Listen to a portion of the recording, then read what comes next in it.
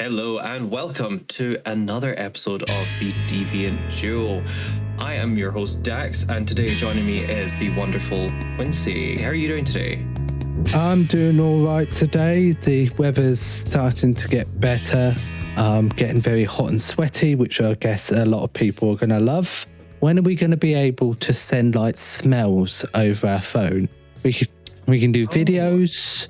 We can do voice notes. I'd make so much fucking money, you know? Yeah. No, because like I don't know if that was a feature on TikTok, especially when like I see all the beefy men and they're doing rugby and that, and I'm like, if I could smell this through the phone right now, I would lock myself in a room and just goon until I had no fluids left in my body. When are we getting smell-o-vision? No, today joining us is the wonderful Astrid. How are you doing? Hello, I'm doing okay. I've just gone through a 2-week-long period of physical recovery. Ooh, what you recovering from? What am I not recovering from? I'm recovering from both the esteemed Bootblack Europe title. Ooh, go you. And by the time that this was released, you'll be doing something else though, won't you? So you're saying you're having a 2-week break, but when this is coming out, you're actually doing something else. Yeah, I believe by the time this has been released, I will have competed in the International Ms Bootblack title, which is an even more esteemed title. It's very possible, if you're listening to this right now, that I have either been elected International Ms Bootblack or not been elected International Ms Bootblack. It could go either way. Which I guess you'll still be celebrating either way because it's such a big occasion. Yeah, I mean, the one thing that I see as a common thing for title holders is that they never have free time. It's always, oh, sorry, I can't. I'm doing this thing and traveling to this place. And it's like, do you ever just have 5 minutes for yourself? Like, yeah, that's to have a wank in the morning and that's it. Then you don't have any of a break throughout the rest of the day. Yeah. You've got to approach any and all of your title holder activities with as much post-nut clarity as you can muster. Do you know what? That makes sense. That makes sense. Shall I tell you what? That is the best comment I've ever heard about a title. You've got to focus on your title with the best post-nut clarity you're ever going to get. Oh, yeah. And I'm like, it's true. It is true. Well, because you can't make concise decisions when you're horny. And that's just a known fact. Like, we all make poor life choices when we're really horny. So, like, but once I wouldn't know anything about that. I always make the best, most sensible choices at my horniest. Interesting. Can you give an example of one of those? No, I can't because I was lying when I said that. No, I would never have guessed. Yeah, well. We're going to have to stay on our toes for this one, aren't we, Dax? Of course. Yep. Could you explain a bit about actually what these titles are? So you've said about the Europe one. You've talked about the Miss International Bootblack. And then also you previously held the UK title as well. So yes. What does this all mean? What are all these titles? What does it mean? Goodness UK, gracious. Europe, International, go. Big question. Okay, so hello. I was indeed UK Bootblack 2024. I'm currently Bootblack Europe 2026, and I will, as we said, I will imminently be competing for the title. I mean, leather titles broadly, if anyone at home is not familiar, they found their origins in around the 70s in the US. It started as a promotional tool for a lot of leather bars, actually. I believe one of the first recorded titles was Mr. Gold Coast. They were effectively sort of like the sexy, hunky leather guy beauty pageants, and local patrons of the bars in which these titles ran would compete. They would be elected Mr. Insert bar here, and then, they'd get like a fancy sash and they'd wear it for the year. They evolved quite considerably in the decades that followed. You eventually found yourself getting like regional titles, so like not just bars, but like you could be Mr. Leather Chicago or Mr. Leather some other insert city, sort of like country with national titles. They became less of a just like a glitzy, glammy, like showboaty sort of like thing, and became much more like heavily focused on community outreach and support. A lot of title holders did a lot of fundraising work during the AIDS crisis, and that aspect of community service and ambassadorship kind of took hold a little bit. The Bootblack titles specifically started getting Bootblack titles emerging in like the late 80s, like early 90s.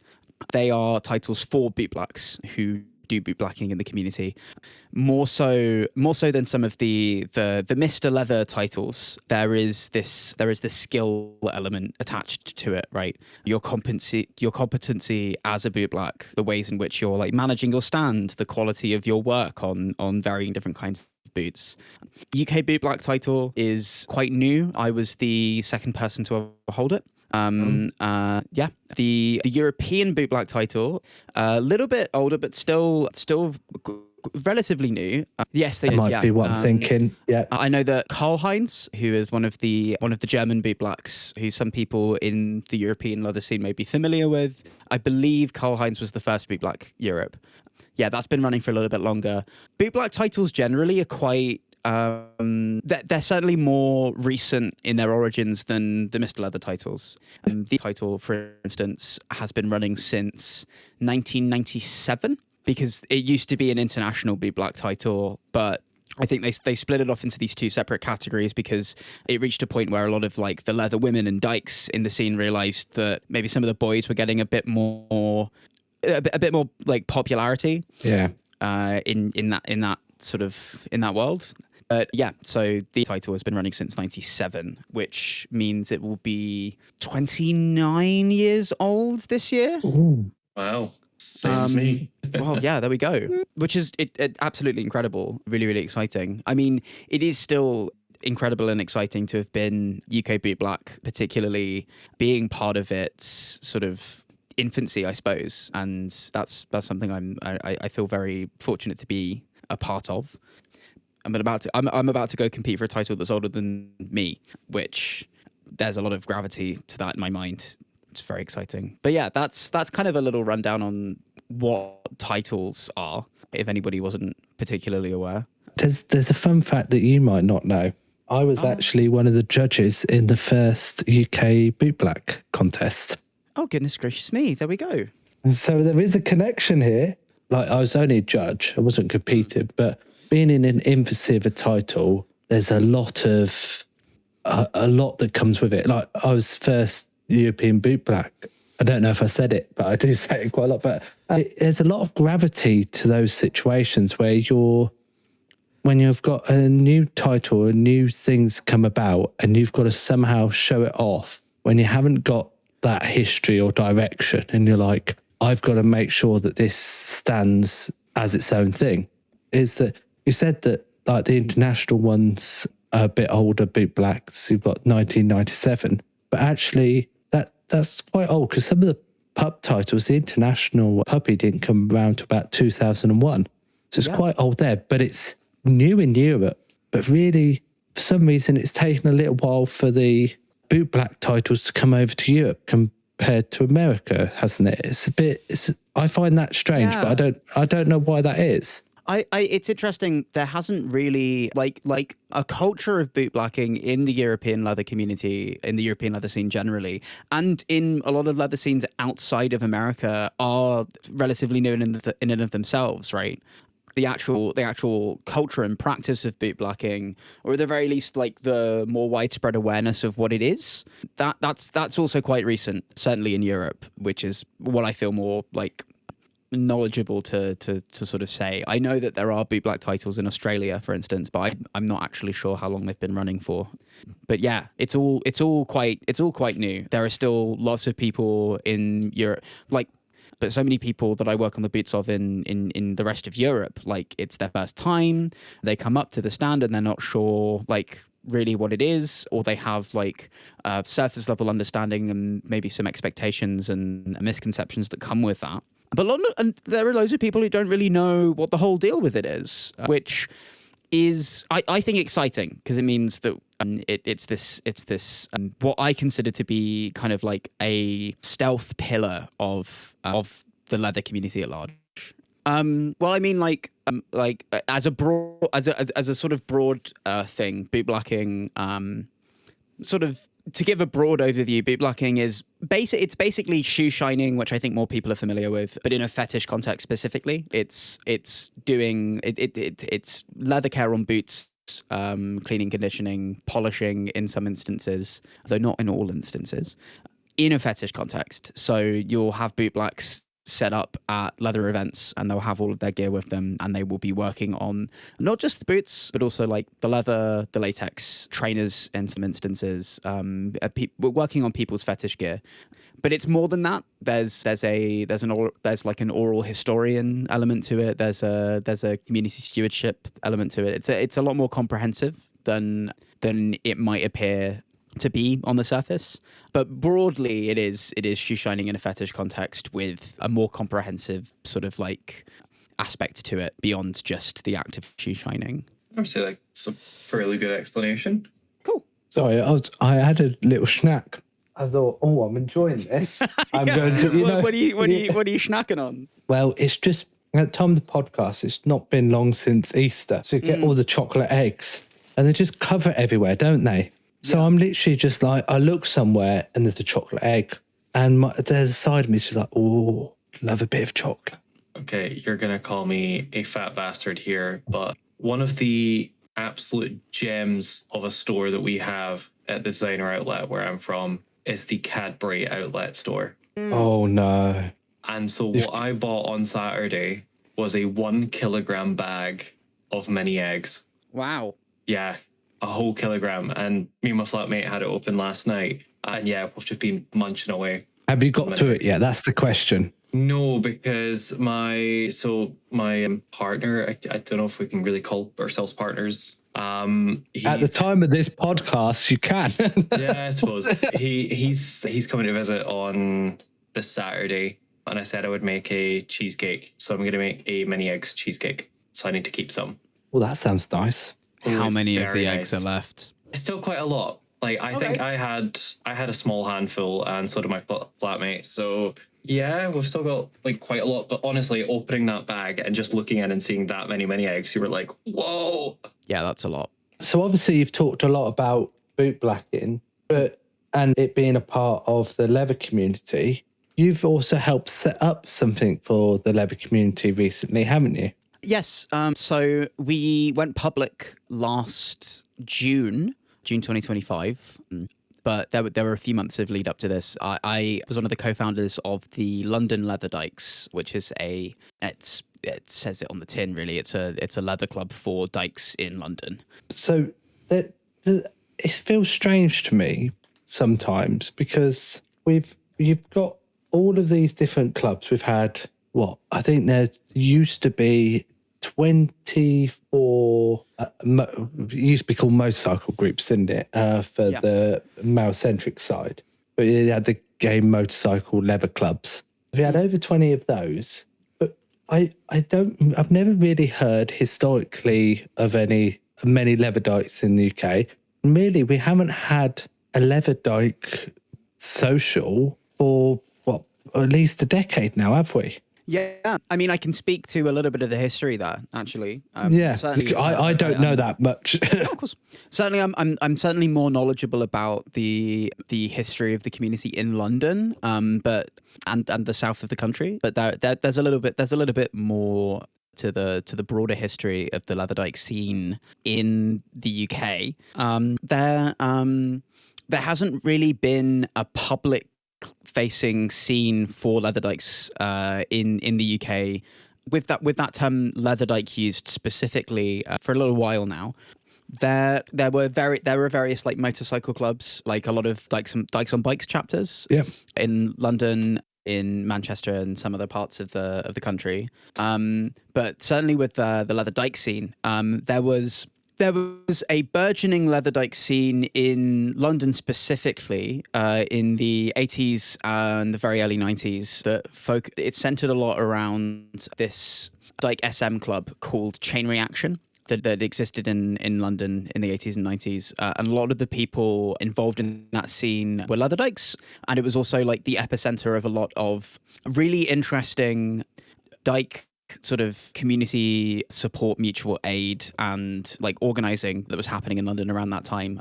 Like a lot of dykes who had been, kicked out by their families after coming out or being outed would make their way to London, and there was this huge network of dykes in the city who would basically help them crack houses to turn into squats to give them places to stay, because at the time it was a lot easier to squat throughout the country, and specifically in London at the time.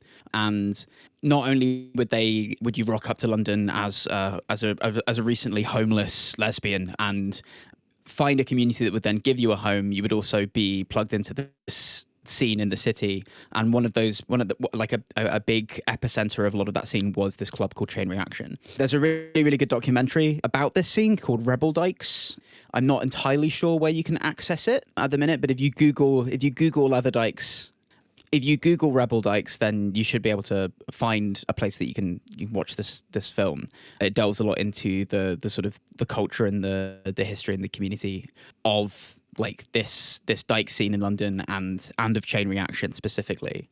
Now, it's my understanding that a lot of people involved in Chain Reaction were also involved in projects up in Manchester and in other parts of the country, but there was a falling out in this community between a few of the people really involved in organizing it. Chain Reaction, the club, shut down. A lot of this is also to do with the lesbian sex wars, which I don't know if very many people are going to be all that familiar with, but these huge arguments that were happening in the 80s and the late 70s all the way up to the early 90s of certain waves of like radical feminist movements becoming very sort of like anti-BDSM and anti-kink, which is not really in terms of like inter-community stuff, like was I think much more prominent around this time than it maybe necessarily was in some gay men's spaces. I know that's like not universally the case. I know there's like a separate history there of like assimilation. Yeah, there is especially a time of gay marriage. So I know a bit about that one. So yeah, it did happen a bit. Mainly it wasn't all to do so much with the clubs. Mainly it was due to working with other people. So you see in the 80s that a lot of the different gay communities generally worked together quite harmoniously. So people weren't all interested in everything. Everyone had their separate space, but everyone sort of came together at Pride. And you know what I mean, even the lesbian, it was always, at the start it was lesbian and gay Pride. So the lesbians and the gays would come together, they'll have all the different groups and they would come together. But it did, later on when you got to gay marriage, there was this idea of assimilation that actually, no, we need to look like we can be normal people, part of a white picket fence. Can we fit into community? And that's how we're going to get gay marriage. And then that's how we're going to keep gay marriage and get our rights. So often what happened is that these spaces were pushed to the side. You had gentrification of the community, gentrification societally as well as what we're seeing now. So a lot of people weren't coming through the doors, and often because people weren't coming through the doors and they weren't always welcomed at Prides, the membership fell. And that's why we had a lack. Obviously, there's a lot more complexities there. There's a lot more. We also have the AIDS crisis to talk about as well, which really affected a lot of the gay men's spaces. And that also affected not just membership, because obviously people were dying and all that, but also a lot of the people who were there and their friends who had survived had survivor's guilt and a lot of mental health around the situation, which obviously wasn't recognised back in those times. So, and we've got to think the AIDS crisis went up till the late 90s, really.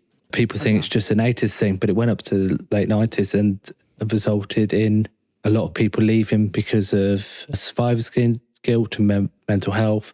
And then you didn't have any new membership coming in. So a lot of clubs, unfortunately, started to dissipate. Yeah, it's a terrible shame. And I suppose that it's interesting that a lot of the strife happening in like the lesbian community at the time was, I think it came like a little bit before some of this stuff. Even like the lesbian sex wars, like huge sort of like cultural, moral, and like ethical debates between like sex negative lesbian groups and sex positive lesbian groups is something that had been happening since like the mid to late 70s. Yeah, because that was part of the second wave of feminism, wasn't it? That there was the sex positivity came within the second wave feminism, and there was debates on if it should be a part of feminism. And then when the third wave feminism came, it sort of, there was no mention of sex positivity or sex negativity in any of the documents that I've read. Yes, I have researched a bit of feminism. I mean, and it's interesting because a lot of this like culture in some lesbian spaces kind of it kind of carried on until like into the 2000s to a certain extent, and certainly after a point the exclusion of trans women in some of these spaces, which wasn't really an issue until a certain point in time around the late 80s, early 90s. Like it's certainly in some in more like niche subcultural sort of dyke spaces that kind of carried on until the early 2000s. It's actually only been relatively recently that places like there's the feminist library in Peckham in London only very recently started, like relatively recently, allowing like trans women to hold space in the library, and it's a whole thing. But this, in combination with a lot of the culture of like Leatherdykes at the time, you got some smaller groups. You got some SM Dykes groups that have been around for a nebulous amount of time. A lot of this stuff went underground in the 90s. That there was, it's really, you can. It's one of these things where you can't really place like any singular thing that led to there not really being a public facing Leatherdyke like community, but it's a mixture of different things that you can postulate on to the end of your days, right? Like it's exactly the same with most of the scenes at that time. It's like, oh, it's this, oh, it's that, oh, it's this. You can read 50 papers and they'll all say a different thing. For sure. You cannot get a single answer. Yeah. No, completely. And it wasn't actually even until I moved to London just a little over 4 years ago that I met like other people who called themselves Leatherdykes. And at that point, sort of like, I hadn't even really realized that it was an option. I didn't even really know that like there was a Leatherdyke community. Like I remember before and into the early years of me coming out, which was in 2017, I had just assumed at that point, oh, okay, well, I'm a woman now, which means there isn't really like this gay leather scene that I find so compelling. I guess there isn't really a space for me in it, which I've later come to understand is not necessarily the case, but I'm sure we can get into that. But it wasn't until London, like moving here, that I met other people who called themselves Leatherdykes, fell into some of the more private, behind closed doors Leatherdyke spaces, which have been, you know, like a thing for as long as I can remember.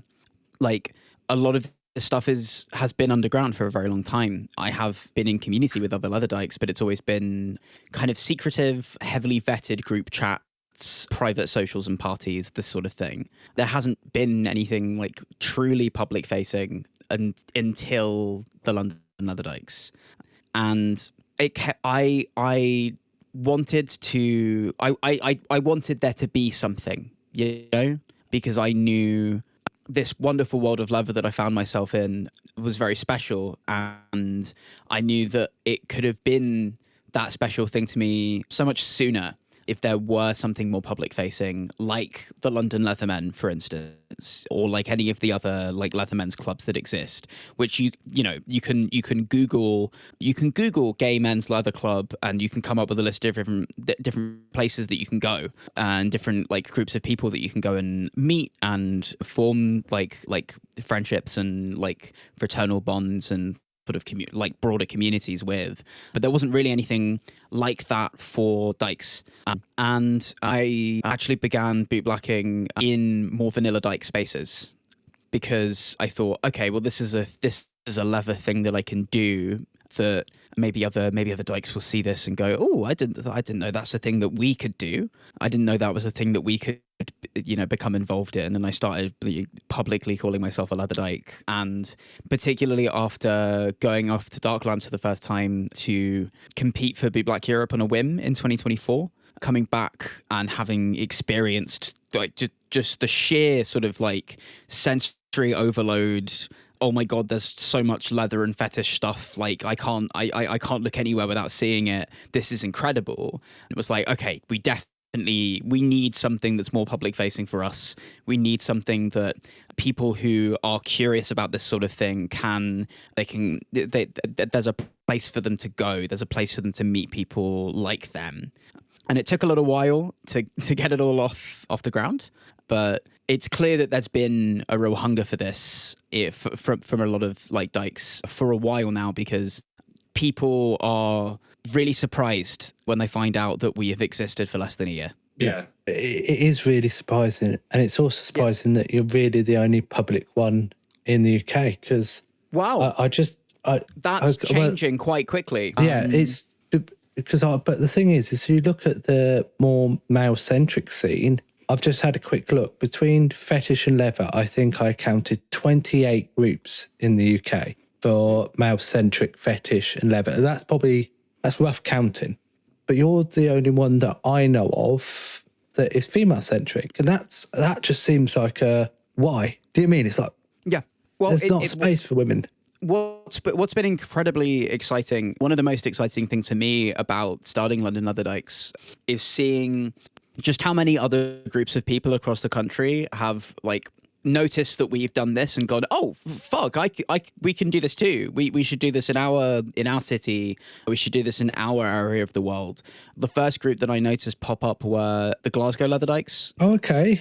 Which is incredible. They've been your running, neck of the woods, Dax. Yeah, absolutely. They've been running socials pretty consistently for a few months now. I met a big group of the organisers at the UK Bootblack contest last December, and they're killing it. I'm going to be going up to visit them soon for reasons that are not public at the minute. But that's incredibly exciting. They've been running lots of socials. They've been running Bootblack jams, which is incredible. Just recently as well, two other groups have popped up. The Manchester Leatherdykes are getting started now. I know I'm good friends with a couple of the people who have gotten that off the ground. There's the Leeds Leatherdykes, they've popped up. Again, I know a lot of people who are involved in organising that. And a lot of these groups are popping up.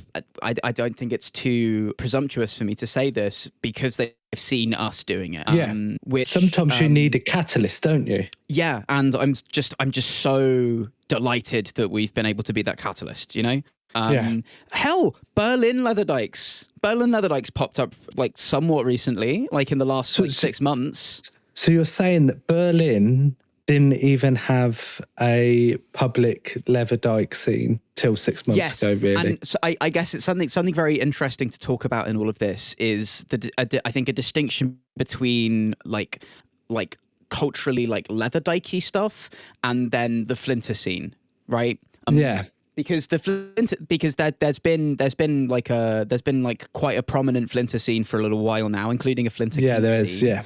But I've been to I engage with a lot of Flinter spaces. I have my own reservations about the term. I'm glad I'm not the only one. Yeah, I could talk about the term Flinter for hours, so I won't do that right now. But there's a very real sort of difference between like Flinter kink and Leatherdyke.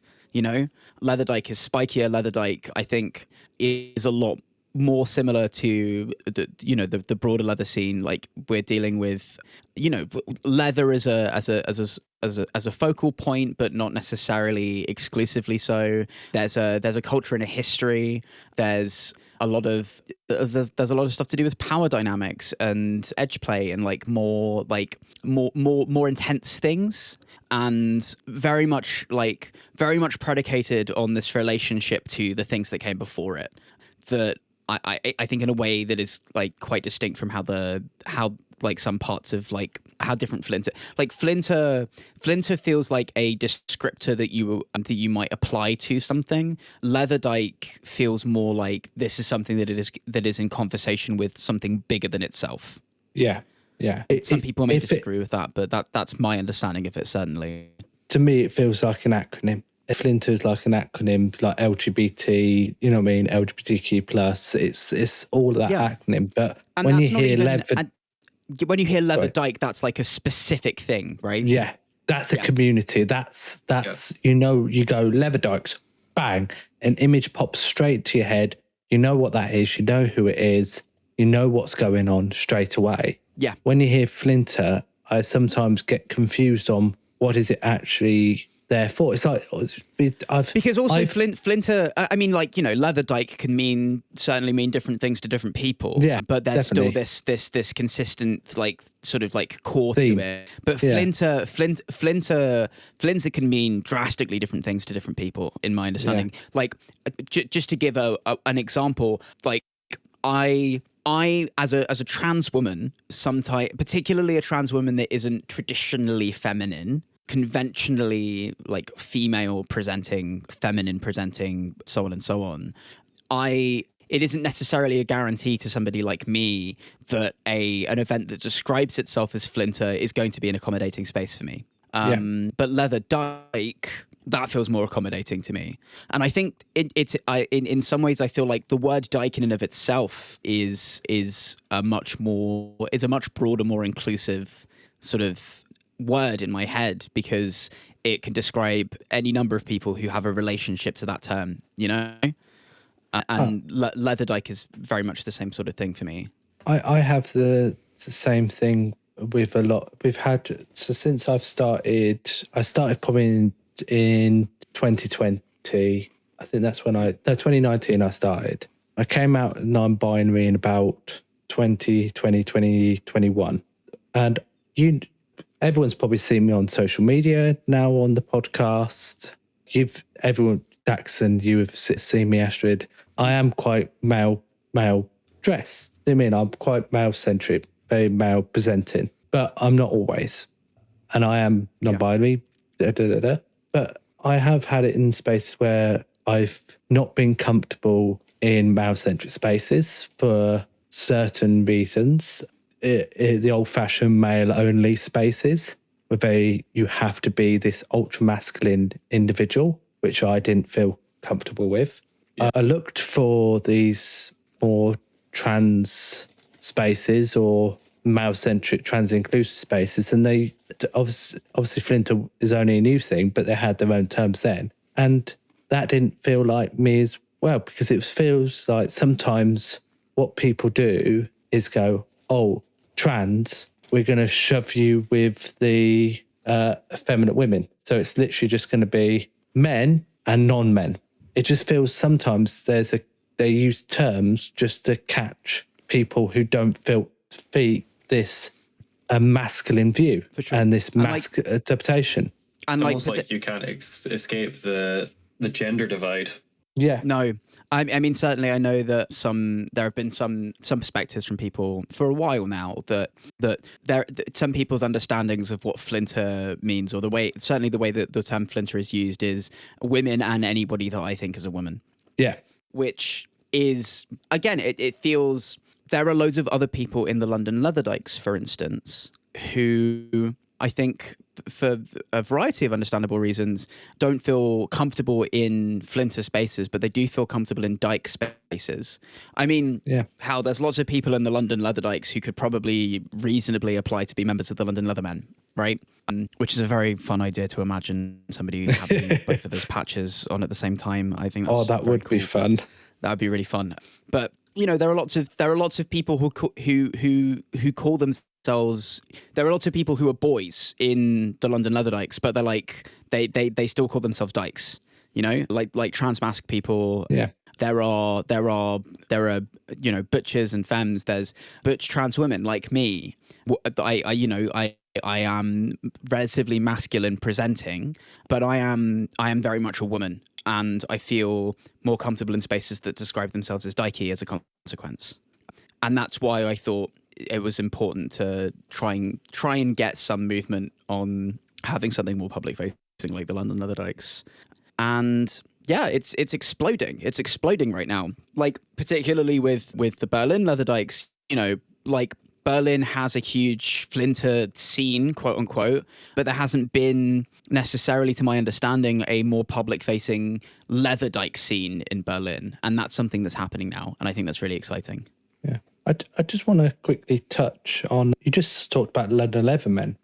I think, what was it? Last year, the London Leather Weekend, there was a combination between the London Leatherdykes, Proteus Leather, and London Leathermen. But you also seem to, and you've been at Darklands, you seem to flow through these very female-centric spaces, I'll call them, where it's dominated by females. You go into mixed spaces, you go into trans-focused spaces, you go into male-centric focused spaces. You seem to just glide around them. Every time I look, you're at a different type of event. And I'm fucking everywhere, yeah. Yeah. And I just want to understand, because I've gone to a few mixed and male-centric and mixed spaces and all that. But I want to hear from you, like, what do they all mean? How are you able to easily transverse all of that? Do you mean it just seems incomprehensible to me? It's interesting. It doesn't come without its challenges, certainly. But Darklands 2 years ago was it was really the first time that I found myself in a broader leather space. And obviously Darklands historically has been quite male-centric. In recent years, it has been making efforts to, and certainly I know that there are a lot of people involved in running Darklands who feel quite enthusiastic about trying to open that up a little bit more. But it was the first space like that I had actually inhabited, which is really plunging in at the fucking deep end, you know. But I went because I heard about the Bootblack Europe contest. A friend of mine, his name Arlo, he was one of the other people that competed with me that year. We just said, hey, there's a Bootblack Europe contest. They're like, that seems pretty cool. Do you want to go out and just see what that's like with me? And I was not doing very well at that point. I hadn't touched a pair of boots in months, I think, but thought, why not? Let's give it a go. Let's see what all of this is about. And it really opened my eyes. And I realized that there were corners of this broader leather community that were increasingly very trans inclusive. It's actually how I found out that the London Leathermen were as accommodating as they were to trans people. Like it really going to that event just like fully opened the floodgates for me. And through like that's what gave me the enthusiasm to go, oh, okay, let's try and do some Leatherdyke stuff. And I didn't really get that too much off the ground until the following year. But it was later that year that I competed for Bootblack, UK Bootblack. And when I did that, having a title, particularly a regional title for the UK, it came with a set of obligations in my mind to represent the leather community in all its forms, because it is a gender neutral title and it's meant to be a title in which you represent the bootblacks of the United Kingdom, and that includes, it includes gay boys, it includes dykes, it includes any other such denomination of individual in that community. And I started to go to more London Leatherman stuff. I was going to the leather social at Compton's quite a bit, which Stefan invited me to. For anyone who doesn't know, Stefan was Mr. Leather London 2024. And I had my little bootblack stand set up at that event a few times. And it just, I just got on okay in those spaces for a number of complex reasons, right? One, because I had this big leather sash that I think made my presence at events like that kind of justified in some ways. I think there are actually so many guys in the London Leathermen who are just excited that dykes exist and were happy to see me there. There were probably a lot of guys who saw me and maybe didn't even necessarily realize that I was a woman, which is an interesting dynamic to deal with, though not the one that I'm averse to dealing with. And so I just, in lieu of for a while there being like more Leatherdykey spaces for me to inhabit, I went to the leather spaces that did exist, which were, like masculine, male-centric spaces that were nonetheless still happy to have me there. And that's just kind of remained a through line, even as these other Leatherdykey spaces have popped up. I'm still the boys love me to pieces, you know, and I love the boys, and I love the boys to pieces. Like some of the friendships and the camaraderie that I found with Leathermen has been just absolutely incredible. To speak specifically on like London Leather Weekend that happened last November, that was actually that was possible. Or like as a sort of like a collaboration between the London Leathermen Proteus and ourselves. That was something that the London Leathermen reached out to us about pretty much as soon as we announced ourselves as a club. And I also knew some of the people in the London Leathermen, so I'd been talking about trying to put this together for a little while. But as soon as we made ourselves known and put ourselves out publicly into the world, the club got in touch with us and said, "Hey, we would love for you to be a part of London Leather Weekend," as this sort of like unifying like cross leather community thing. And it's interesting because this is all very well and good. I do have some interesting experiences as the kind of trans woman that I am moving in these spaces. I touched on it like briefly, but being a trans woman and not looking like a feminine girl does lead to some interesting interpretations of who I am as a person in some spaces like this. Okay. Like, I'm not a man, but I am a visibly, I think, regardless of what gender some people may perceive me to be, my transness is something that carries through. I think there is a tendency for people to recognize when somebody is on the gender in some way, and did you just say on the gender? Yeah, on the gender. You know, sometimes you're a bit on the gender. Yeah, I'm a bit on the gender. I get it. Yeah. I just love the term. I just went, you know, when you just start listening, you go, yeah. Then you just went on the gender, and I went on the gender. Oh, yeah. You know, I feel like I understand what that means. But you know, some people see me, they're like, oh, you know, they're on the gender a bit, and in lieu of maybe having a conception of like being of somebody like a butch trans woman existing, my transness is identified, my masculine presentation is noticed, and actually a lot of people think I'm a trans guy sometimes, which is a very unusual experience.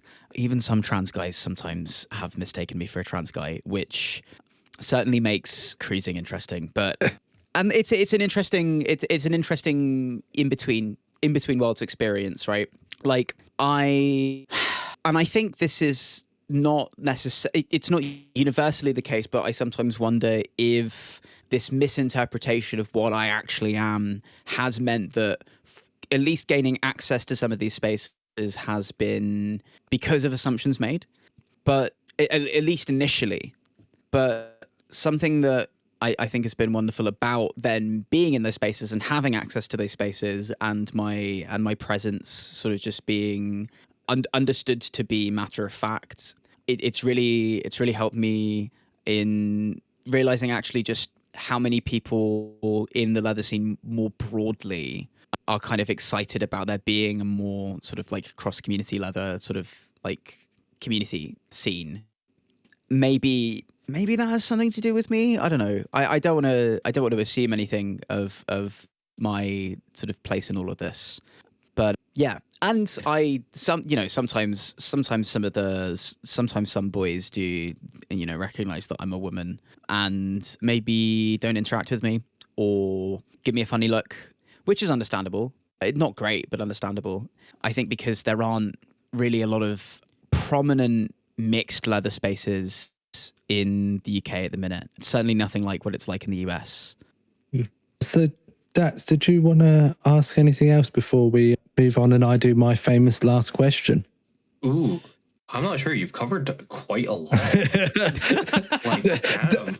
Dax has just been sitting there soaking it all up, going, yeah. Where's my notepad? I'll write all this down. I want to know. I mean, hey, we can talk about approaches to inclusivity. Specifically, we can talk about the puppy scene because I have some thoughts. Well, the main thing is that as someone that like Quincy, I only kind of started exploring kink in that in 2019, and the only spaces that I've really interacted with have been male-centric.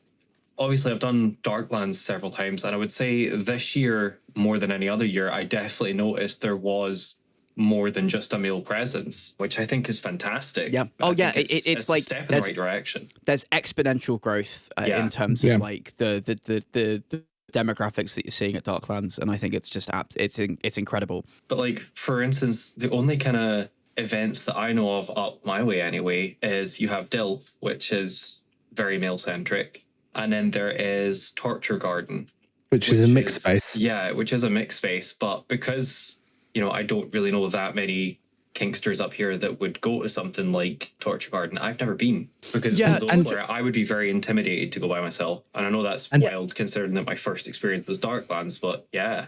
The Torture Garden's a bit of a weird space. I've been wanting to go, but it's a bit different to normal kink spaces. I don't know if you've been, Astrid. I haven't been, but I know lots of people who have been. Torture Garden. Yes.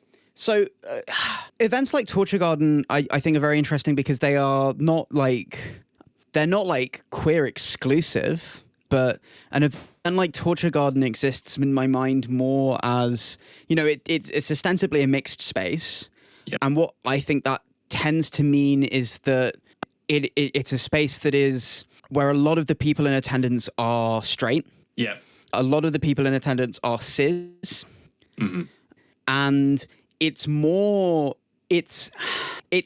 kink than it is leather in terms of its vibe, right? Yeah.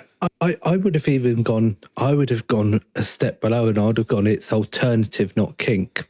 Just from for me, I understand Torture Garden. I would love to go. I like alternative subculture, but for me, it's more about being alternative, and it's less about sometimes the kink dynamics. It's less about the kinks themselves, and it's about people being anti-society, more of the alternative subculture. But that's what I get from it, but I might be wrong. But I guess more of my perspective on it is it's less that it's more alternative than it is kink. I think it's more kink than it is fetish. Yeah. Yeah. I guess my main thing about it is that it's a bit het, to be honest. But like, that's, you maybe cut that. But you know, I know lots of queer. Okay, well, I know lots of queer and trans people who go to Torture Garden, right? But it doesn't. It feels culturally distinct from something more Leatherdyke or something more leather generally, right? I think it's even different from a lot of fetish socials I've been to, like fetish evenings and fetish socials. It's in a different class of its own. It doesn't feel like a fetish event. It doesn't feel like a normal kink event. It is it's just Torture Garden. Yeah. But I suppose there are mixed kink and fetish spaces that do a similar thing to Torture Garden, but that it feels somewhat culturally distinct from the kind of like community, the vibe, the aesthetic, the history, the practice of like leather and like some other sort of like fetish communities that exist more adjacent to the leather community, like you know, like rubber and puppy stuff are distinct from leather, but they're also like they're much more adjacent to the leather community. Because I think and this is something that throws a lot of people who maybe hear about the London Leatherdykes, and I can't imagine this isn't something that maybe some of the Leathermen experience too, which is people hear leather and they go, oh, well, I'm not actually all that into leather from a fetish perspective, so maybe this isn't for me. But it's interesting because it's kind of like leather is like it's like the lighthouse that all of the boats sort of center around, but it's not like the be all and end all of it. It's leather culturally rather than leather as a fetish material specifically, right? Yeah. And in that sense, something like Torture Garden feels distinct from that. I used to be a part of a munch scene. So, I mean, Dax, do you know what a munch scene is? No, I'll try. I don't want to describe the image that came into my head there, but I'll try and explain it, and then Astrid, you can jump in if I say anything that might not be 100% because it's been a little while. A munch scene is generally a mixed scene, and it generally is social events or learning spaces. And it's sort of like each region often has its own little munch scene, and it's just about getting to know people, learning. And sometimes they will have play events, but very rarely. It's generally you would call house play events. Like you would call a social that happens in the back room privately booked of a pub or a bar where people can come and meet who are like kinky or fetishists of some kind. That would be called a munch. Munch. Yeah. Right. Yeah. Okay. So vastly different from what I thought. Yeah. Yes. Probably. There's a reason. That sort of I figure there's a reason they call it a munch, though, isn't there? You know? Yeah, there must be. Yeah. But I used to be a part of one, a regional munch, and there's certain things for me. As people love it. I'm caveating this, but people do like it. But for me, I've been invited to some more female-centric kink spaces. I've been to queer kink spaces, and I've been to male-centric spaces. A lot of the origin of every time I go there is about smiles, fun, bang, energy. Do you mean we're all running around like lunatics and we don't give a shit? But sometimes I feel the munch scenes can be very held back, and it's very much, oh, you can't talk to me because of this and this reason, or there's this rule and this rule that you have to follow before you can even walk into this space. You've got to be vetted here, here, and here before you go to this social, but you can go to that social, and you have to go to that social 3 times before you can go to this space. And it becomes sometimes it might have just been the munch I was at. It just feels sometimes the fun had been removed, and it was more about protecting certain individuals. And it was very much like, this is and it got better at the end when a lot more queer people came in and made it a lot more inclusive. But it was very heterosexual centric. It was very much, oh, a man chats to a woman. And even I think at one munch, I did chat to a guy just casually and went, oh yeah, I'm not into playing with you. I'm not into men. And I went, oh, okay. And then I got told, oh yeah, you can't go up and talk to other people like that. So I just wanted to chat. We were at a social event, just chat with each other. But no, that's not how it works. And I was like, it confused my little head. I got so confused, and I didn't really get involved much. I invited them to socials that I ended up running. I popped in every so often just to say hi and be polite, but it wasn't a space I felt comfortable in. But I don't know what you think, Astrid. I don't know if that's a common thing. I have somewhat limited experience with like munch spaces. I think because I was always more interested in more queer leaning spaces, even if they weren't kinky, than I was munch spaces, because there was a sort of like dominant heterosexuality that sort of existed in a lot of those scenes. I think also, I don't know. I think that's actually broadly how I feel about it. And Torture Garden something like Torture Garden. And again, you know, like I know lots of queer and trans people who enjoy events like Torture Garden very much. It's not the right flavor of what I'm after. Yeah. Traditionally. And that's why I preference my thing with. Yeah. Some people love it because. Yep. Some people love it. Some people really enjoy it. And it is about trying out and seeing where you feel most comfortable. And we've all got different experiences. And that's it's really valuable to hear different people's experiences. So then it better informs what you want to do in the future. So if I'd have learned a lot more about what a munch is, I probably wouldn't. I would have tried to find a queer one. And I would have travelled a bit more to find a queer one. For sure. But obviously I hadn't had that explained to me beforehand. And obviously it pushed me back a little bit, and I think it pushed my confidence degree of back a bit. esotericism to spaces like that, I find, where like you kind of have to learn how you kind of that to a degree you need to kind of learn how the space works, and it's very sometimes it can sometimes be quite obfuscating as to how those spaces actually necessarily work and how you're supposed to engage with them. But I'd be very interested in talking a bit about broader inclusivity in the leather scene as well. You were also going to say a bit about the puppy stuff as well. And comparing. This is certainly something that like works its way into that, like because in the leather community, like and I know that this is an issue that they run into in the US, but I think nowhere near as much. I think in a lot of ways the United States is quite ahead. It's quite ahead of some of the other leather scenes in Europe for the time being. There's been more of a comprehensive through line of like mixed leather community spaces in the US compared to the other parts of the world.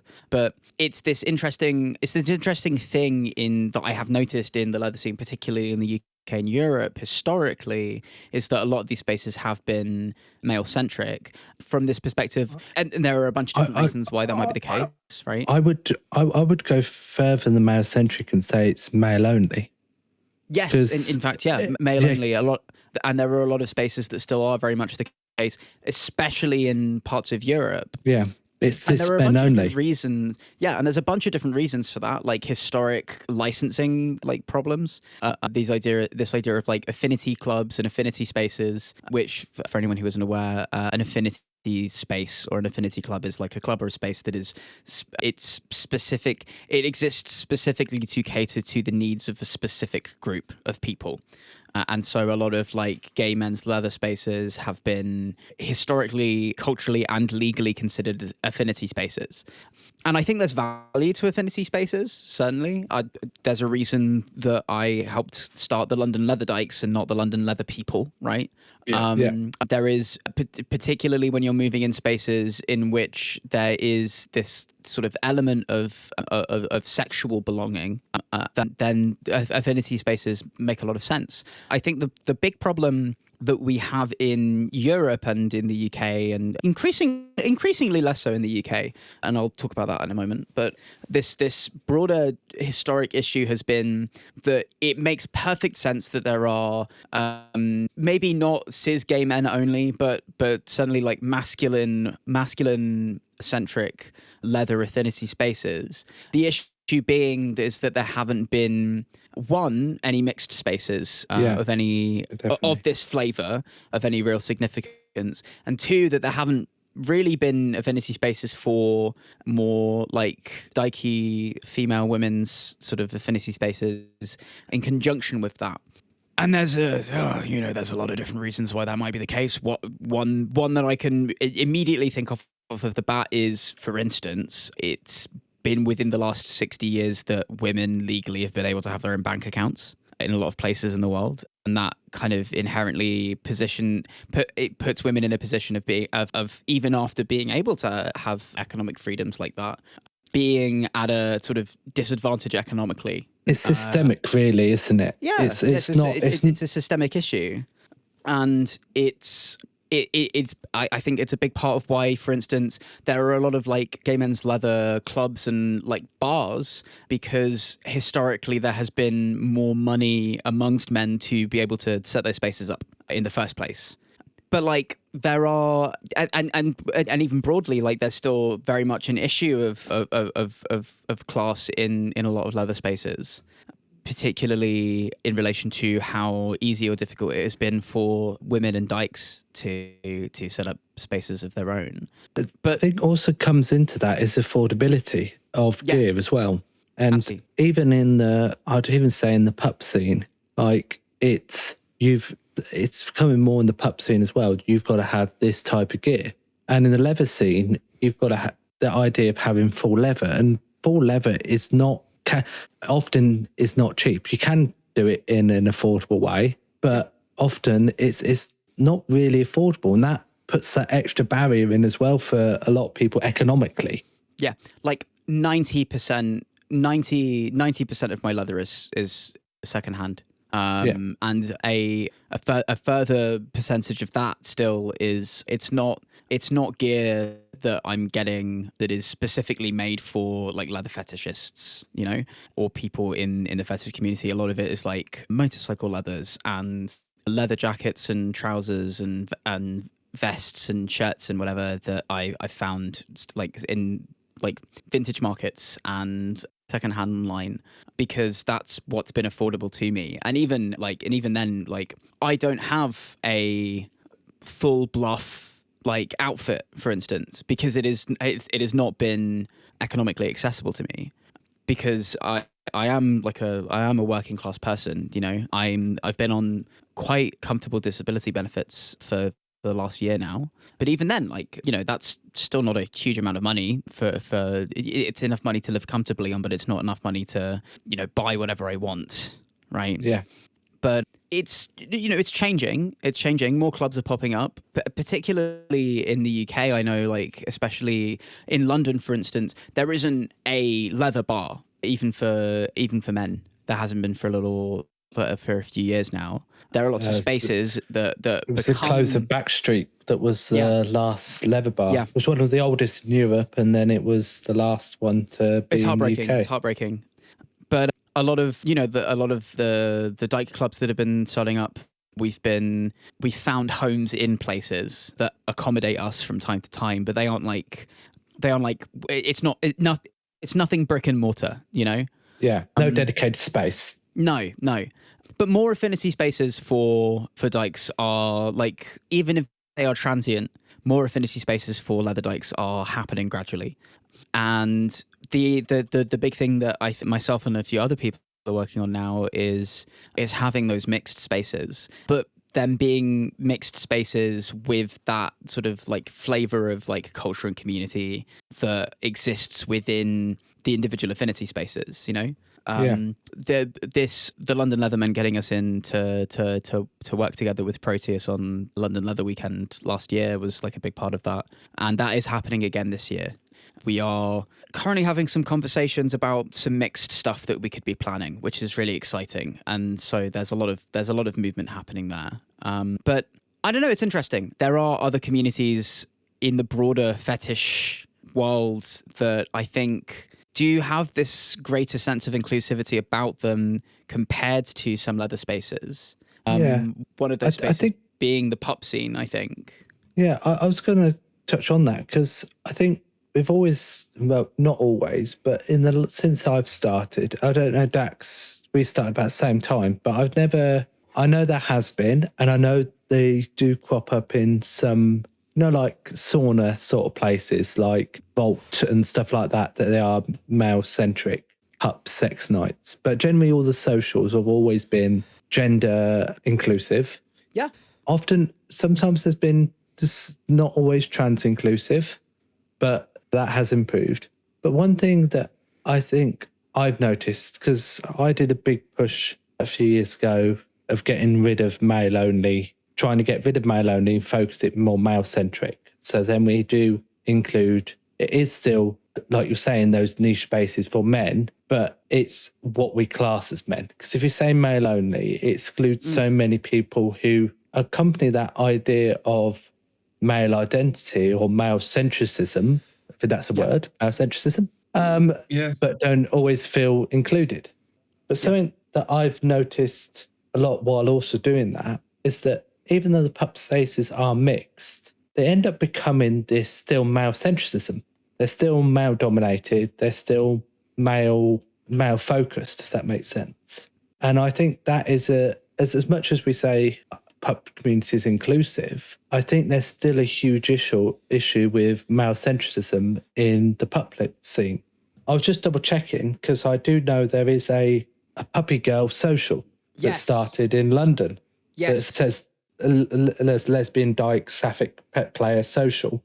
And I'm really glad that started because Yeah, it's incredible. I've met some of the organizers. I went to, there was one that happened yesterday that I couldn't make it out to, but the Puppy Girl social that happened before, I was in attendance as a delegate of the London Leatherdykes. I was a delegate. Yeah. I think I think I'm more of a handler these days. But join the club. Certainly. Yeah. But yeah, that's something that's popped up and it's very exciting. And they've been very keen on establishing like strong connections with the London Leatherdykes, which has been incredible. We've been in comms with them a lot. It's been very exciting. I guess I just think about. I wonder if in part my perspective on this is a bit skewed because I feel like every other trans girl that I meet is a puppy. Yeah, and I but know. I'm not. It is amazing, and like there are really great events like Animals, which is so mixed. Do you mean like there are some really great mixed events and played with play spaces in?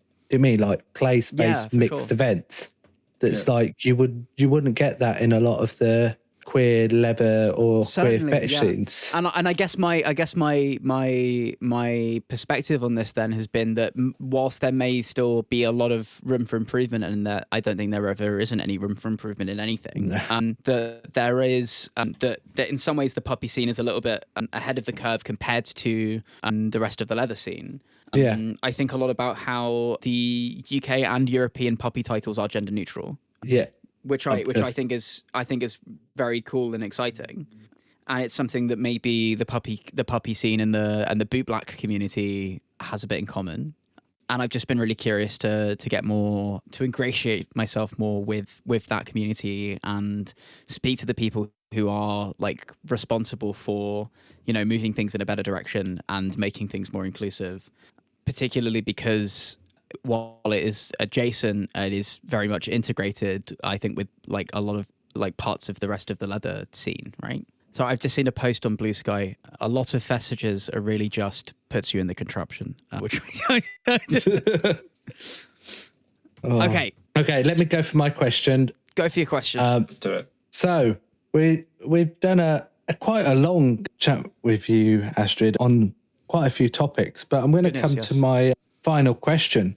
My final question is, have you ever been caught engaging in your kink or fetish? That's an excellent We want the question. juicy details. So I'm a cruiser at heart, you know.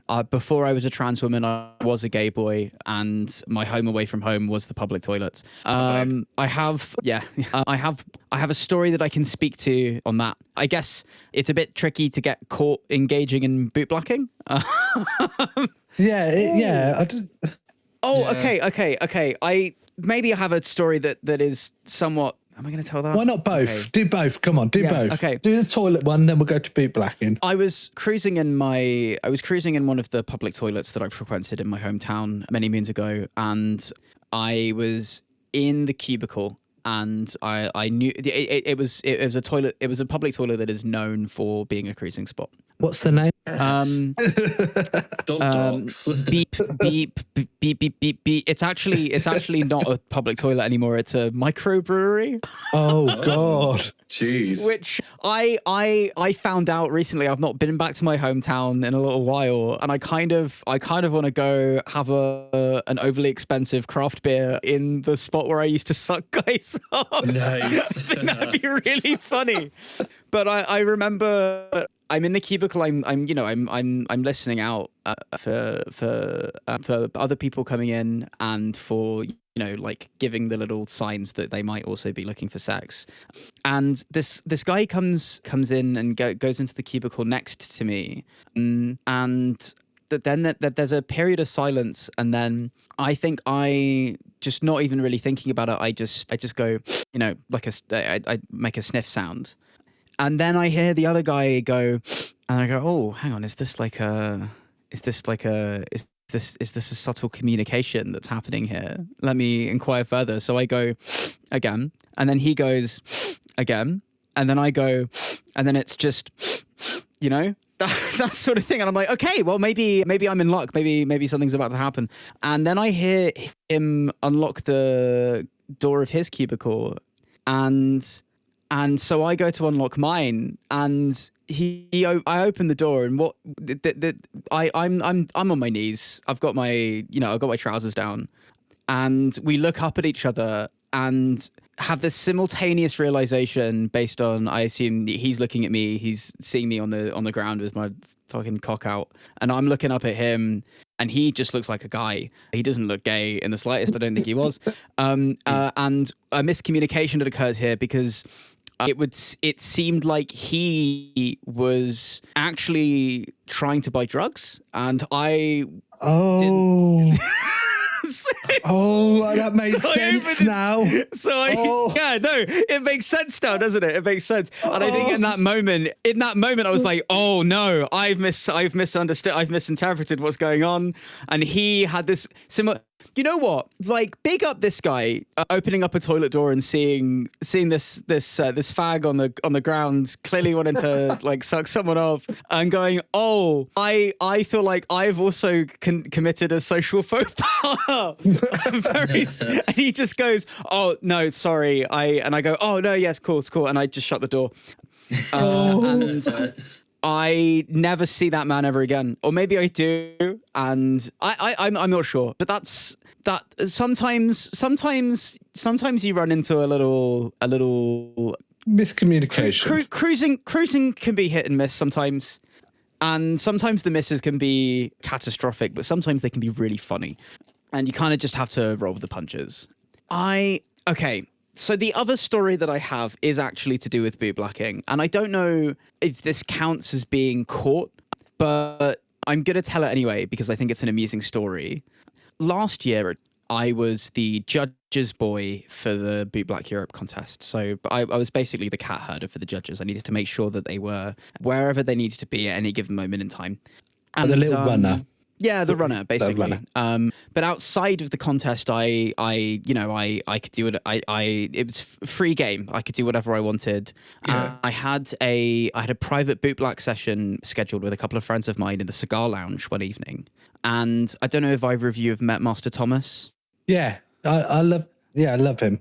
Master Thomas is a bitchy old queen. I love him to pieces. He thinks I'm great. He doesn't let anyone else touch his boots. He's an incredible guy. And I'm working on his boots and the boots of another friend of ours. And he's wearing some oil-tanned Wescos. And one of the things that I like to do as a bootblack is when I'm working on a pair of oil tans, I'll use an oil-based conditioner. You don't polish, you just condition. And my go-to is Hubbard's shoe grease. It's actually pronounced Hubbard's, but I don't care.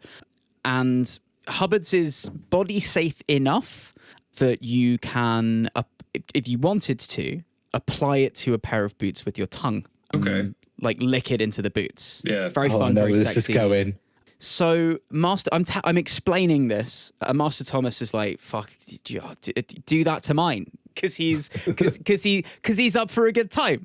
And so I indulge, and I'm licking Hubbard's into Master Thomas's boots, and he's having a great time. He's filming it. He puts it up on his Instagram page the day after, and 90% of the comments on this video are like Leathermen and Leatherdykes going, rightfully, this is really hot. This is very sexy. Yeah. There's this one guy who says, wow, has really gone to the dogs if they're letting female interlopers into the cigar. Not where I was expecting to go. Yikes. It's funny on a number of different levels. One, I have it on good authority that this is a transphobic man who has clearly either mistaken me for a cisgender woman or mistaken me for a trans man, right? And it's not correctly identified the fact that I am a transgender woman. And by the bioessentialist sort of understandings of transphobic people, have every right to be in that space because I got a cock, and that's a complicated thing. But also, this man, his username on Instagram, I don't know, mates, you two might be familiar with this guy. I'm not sure. His username is British Offender 88. No idea. I'm familiar. So, British Offender 88 is the, and I don't think this is going to cause issues of his life. But British Offender 88 is the president of what I believe to be an anti-woke version of Bluff called Bull. BVLL. It's the Breeches VK79 and Langlets Lovers Club. I haven't. For those not aware, VK79 are a leather manufacturer that specializes in fully leather, authentic reproductions of European World War II uniforms. Yeah. Yes. Very, very, very controversial. Yeah. Oh, so we're talking about like Miranda Bailey. We're talking about like springtime for. Yes. Yeah. Now, and to further this, the number 88 in this man's username is not a reference to the year he was born. No, I figured that rather quickly. It means HH. Yeah, HH, yes. I know the sort. Yeah. So I believe this man has been banned from attending certain leather events in London because he tried showing up to, and this is something I heard from a friend, he tried showing up to one wearing not a leather one, not even a reproduction, but an actual vintage brown shirt. And you might want to explain what sort of the significance is there. I guess some people like, because brown leather is its own sort of category in that there is like brown, you always get brown leather and people are going, what's wrong with brown leather? Like, I like my brown leather sofa or I like my brown leather handbag. Now, but there's a significance with some connotations with brown leather shirt. In the 1930s. In the 1930s, there was a political movement of which there was a contingent of that political movement that were often known to wear brown shirts as part of their political uniform. Was run by a short man who failed at art and had a small little mustache. Oh, actually, this was a different guy who ran this subset of the larger thing that particular the larger one. There's the other one run by a gay man who was eventually quote unquote dealt with by the other little man with a shitty little mustache. Those are the ones who wore brown shirts. So there is a sort of connotation attached to brown shirts that some people have. But no, this wasn't just a brown shirt. This was an actual vintage part of that uniform brown shirt that was worn to an event. Unmistakably was aiming for that. And this guy, clearly huge balls, like huge Chad man, caught me in the act by seeing a video that someone had put up publicly available on the internet. And it made me feel good about having done it. Okay. That's some level of voyeurism that I don't know how to explain. I was like, oh yeah, I'm doing something right. Yeah. I wouldn't say that's voyeurism. I would say that's exhibitionism. Yeah. Some form of exhibitionism that I don't really know what to call it. But if it involves pissing off the haters, then it is called. I was caught engaging in my fetish of pissing off the haters. Yeah. I would call that, what is it, exhibitionism with rage bait. There's nothing better. Hi, my name's Astrid Johnson. I'm UK Bootblack 2024, Bootblack Europe 2026, and I'm a rage bait fetishist. There's our open. There we go. Oh, that is the best thing I've heard. Can we actually? We need a flag now. Oh, that's our open. That's our open. But also, we need a flag. Every fetish has got a flag. You need to make a rage bait kink. I will make that. I can tell you what it's going to be. It's going to be like like the soy jack memes, like the old school like early age of the modern internet, like the rage face guy. It's gonna be it's gonna be a flag. It's gonna be in the leather pride flag colors, but like it's just gonna be the rage bait face instead of the red love heart. Yeah. I've got the catchphrase, never gonna give you up. Oh God. The Rick Ashley. Do you not remember that one, or is that on my I remember that one. I do. So we've got the flag now. So we're going to see you Darklands next year with the flag. Yeah, I'll have that with me. Yeah. Cool. Shall we talk about what bootblacking is? Oh God. Okay. Yeah, we're going to go on to that. So it's now time for the Deviant Download, where we talk about an educational topic each week, which will then also go on Instagram for easy access and learning for all of you at home. So the question that we're asking on the podcast and on our social media is, what is bootblacking? So we've got an excellent bootblacker here. We've heard so much history about bootblacking already, but I really want to get down to the nitty-gritty misconceptions. What is bootblacking? All of that sort of stuff, because there's a lot of different connotations, a lot of misconceptions, and it'd be nice to just try and get a round image for everyone at home. Yeah. So should we start off with what is bootblacking? So bootblacking's mainly a kink, you would say. It's more of an activity than it is a fetish. It's interesting. I think it can be a kink, it can be a fetish. It's an activity in and of itself that has, I suppose, fetishisms attached to it, right? Yeah. Bootblacking is bootblacking. A lot of people may understand it as a very easy surface level way of explaining it is that it is shoe shining within a fetish context. But it's a lot more comprehensive than that. There's an aspect of shoe shining to it, particularly with boots that will take a shine. But it's more broadly a leather care. What would I call it? Like not profession. It's not a profession. Service. It's a service. It's a craft. Let's call it a craft. Yeah. Craft sounds nice. It's a craft which it's a fetish-centric craft that involves a lot of different fundamentals. One of those fundamentals is shoe shining, which can mean actually shining a pair of boots. It can also mean more broadly performing leather care on that pair of boots, or any kind of care that pair of boots would need. But it's more than just a pair of boots. It can be anything made of leather, particularly fetish-centric leather items like the gear that people wear: leather trousers, chaps, vests, belts, shirts. I work on a lot of strap-on harnesses in the dyke scene, that sort of thing, like cuffs and restraints and floggers and anything that's made of leather. But even more so than that, it's items that exist within a fetish context more broadly. So I work on latex as well. I have a latex shining spray in my kit.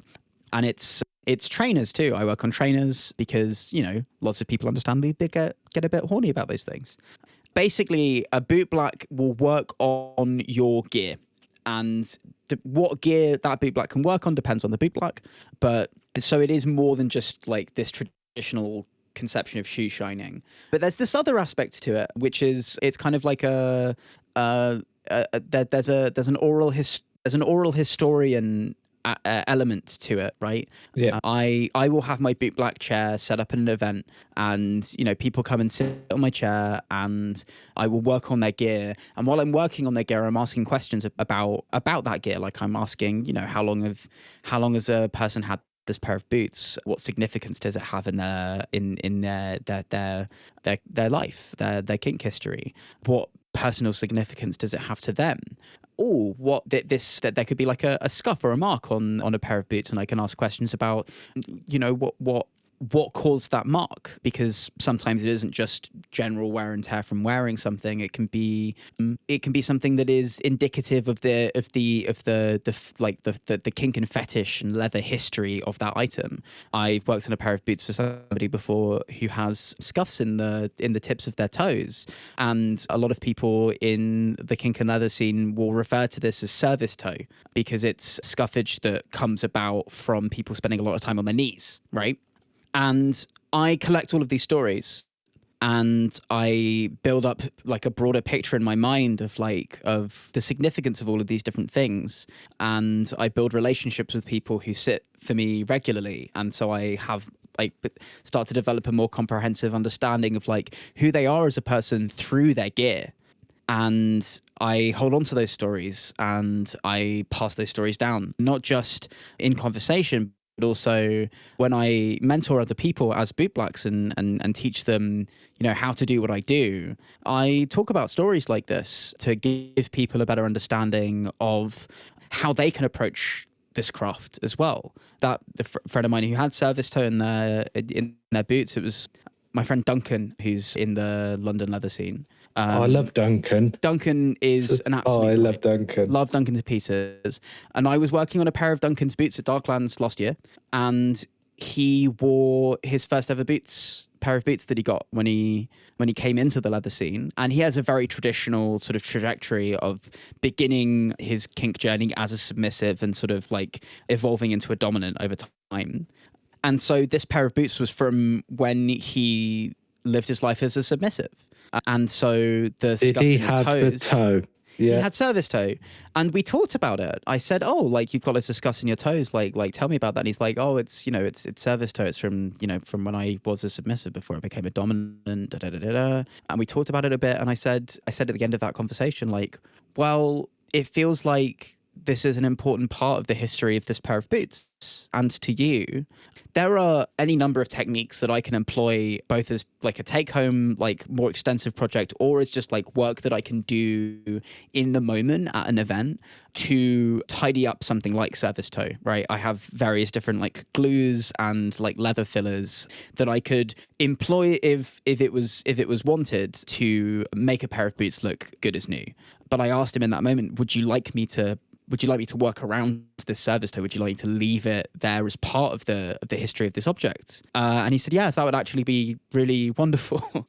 And so it isn't just shining it isn't just shining a pair of shoes. It isn't just shining a pair of boots.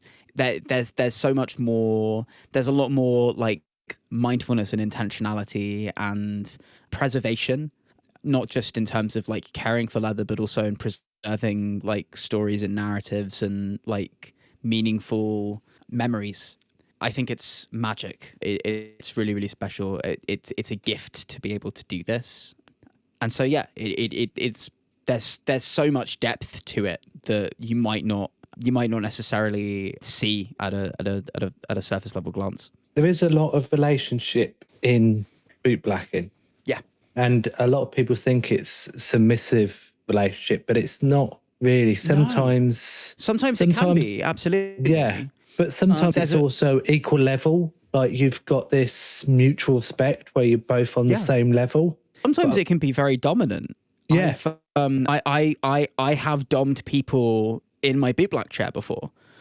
And I know some bootblacks who are exclusively like dom tops, and they are dom tops in the way that they bootblack too. I think it's really, really, it's a lot more flexible than somebody might initially think it being. One example I like to give is bootblacking for a puppy. Yeah. The idea that if you've got a bio dog, you give a bio dog a wash. Do you mean you're in control and you're washing them? Absolutely. You can do the same sort of thing in pup play and bootblacking. They've got a leather hood. You can chain them to somewhere. And I love working in on the hood. the puppy hoods so much. Yeah. Yeah, no, it's wonderful. And again, yeah, it's so much more than just this submissive service role, you know? Yeah. It can be so many different things within that as well. Like sometimes it can be something with a dynamic, especially if you and especially if like you as a bootblack and the person sitting in your chair have like chemistry in that respect. You can kind of shape it into this like scene almost. That isn't even necessarily the case as well. Like as with all sort of practices, like kink and fetish practices, that like consent is a very big part of bootblacking. There's a lot of negotiation that happens behind all of that. But sometimes somebody can sit down on my chair and there is not even remotely a sexual aspect to it. It can be like a visit to the hairdressers sometimes. Yeah. Sometimes people sit in the bootblack chair and being cared for, being looked after in some way can make somebody feel quite vulnerable and can really open somebody up to maybe, talking about something that's on their minds, or like just sharing this moment of like intimacy and vulnerability. And sometimes it can be the sort of like the conventional sort of like the conventional stereotype of I'm going to be a submissive bootblack and this is a subservient role of service to this other person, but it can also be so much more than that. Yeah, I think the one time I've bootblacked a few times, I bootblack my own stuff. Apart from my I've got a pair of boots that I do not touch. I have no clue how to touch them. I give them to the experienced individuals, but I bootblack some stuff myself. And I remember one moment where I helped someone. It was Davey. He was going for a photo shoot. He was there and his hood had been used. Yeah. I didn't have everything on me and he was just about to go for a photo shoot. And I just it was like friendly. It was like, come here, let me just shine you up. So just gave it a brush down, just with a microfiber cloth, got all the bits out, do you mean? And then I said, look, come here. And I just rubbed his nose with a little bit of polish just around the nostrils. So when the flash went on, it looked like he had a wet nose. Yeah. And I could just remember just rubbing it and him just sort of going like nuzzling and being all like cute and friendly. And then went, off you go. There you go, all ready. And it was just like this sort of casual friendliness to bootblacking as well, that it's not always sexual. It's not always about dynamics. Sometimes it's just about taking care of one another. And there can be a real tenderness within that I think is like incredibly special, you know? Yeah. Dax, do you have any questions about bootblacking? Anything about the history, or what do you want to know? Well, God, you've covered so much already that I'm like, what else is there to know? Like, obviously there's going to be a lot. Oh, there's so much. Yeah. But, I'm honestly not sure what to ask. Well, I can talk a bit about like the history as well. Yeah, history. I think the history is quite interesting, to be honest. Yeah, there's some very, very compelling convergent histories that have led to bootblacking kind of existing as it does today, right? Yeah. The big thing that probably a lot of people would be able to piece together on their own is the history of the leather scene within a context of the military, right? Okay. So the emergence of motorcycle clubs, which inevitably resulted in gay leather motorcycle clubs coming into existence, was World War II. World War II has ended. A lot of American military service members and other military service members across the world were returning home, having just experienced a sort of a fraternity, a different cultural way of being with like hierarchy and structure and like friendship between these guys, right? Like in a majority sense, returning to a culture and a society and a way of being that kind of existed counter to that, right? Like, imagine you're a guy who's just fought in World War II. You've had some very intense experiences with a lot of other guys. You've bonded with these guys.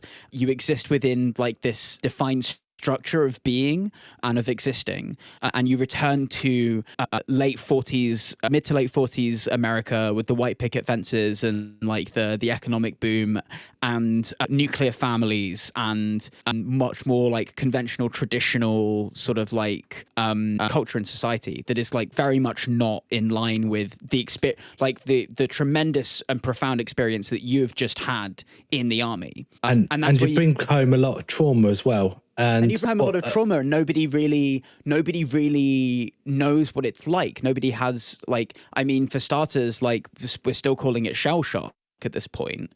And you're returning into a society full of people who will fundamentally just not have an understanding of like what that trauma really means.